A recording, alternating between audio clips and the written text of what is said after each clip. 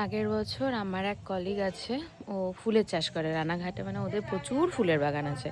তো ও আগের বছর আমাকে গ্ল্যাডিওলাসের বীজ দিয়েছিল, মানে এরকম পেঁয়াজের মতো দেখতে হয় আর কি বীজগুলো।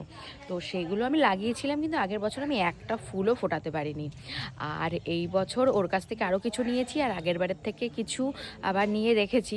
তো সেগুলো লাগিয়েছিলাম, মানে মাটিতে কিছু লাগিয়েছি, তারপরে মাটির থেকে মানে টবেও দুটো তিনটে লাগিয়েছিলাম, আর পরে আবার মাটিতে লাগিয়েছিলাম, সেখান থেকে গায়ে গায়ে লাগানো হয়ে গেছিলো বলে সেগুলো আবার শিফট করে টবে দিয়েছিলাম। তো তার থেকে তো একটা ফুল হয়েছে, তোমাদেরকে আগে দেখিয়েছি। আর এবার কতগুলো গাছে কড়ি এসেছে তাই দেখো একবার।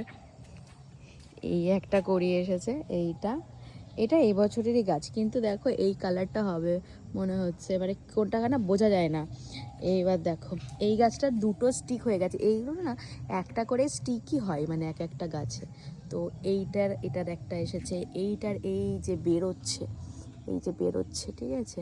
এগুলোকে আমি মাটিতে লাগিয়েছিলাম, দেখো মাটিতে লাগিয়েছিলাম। এবার এর একটা এই যে বেরিয়েছে, তারপরে এটা এখনো বেরোয়নি, বেরোবে। এই একটা বেরিয়েছে, এই গাছের এই একটা স্টিক বেরিয়েছিল, এটা ফুল হয়ে গেছে, খুব সুন্দর কালার হয়েছিল। এটা তো হচ্ছে ইয়ে হয়ে গেছে, মানে এটা হয়ে গেছে, এটা কেটে ফেলতে হবে।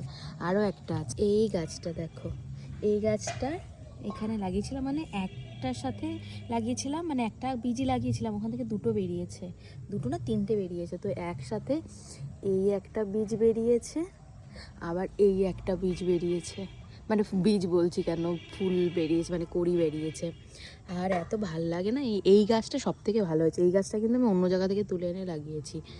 তো এই বছর খুব ভালো গ্ল্যাডিওলাস হবে। আর কি বলবো, মানে এত ভালো লাগছে, ফুল গাছ লাগালে ফুল হলে অসম্ভব ভালো লাগে, অসম্ভব ভালো। তো দেখা যাক, চলো যাই। আজকে তো মনে হচ্ছে একটু ঠান্ডা ঠান্ডা পড়বে। টাটা, দেখা হচ্ছে অন্য একটা ব্লগে। ভিডিওটি ভালো লাগলে একটি লাইক কমেন্ট অবশ্যই করে দিও। টাটা।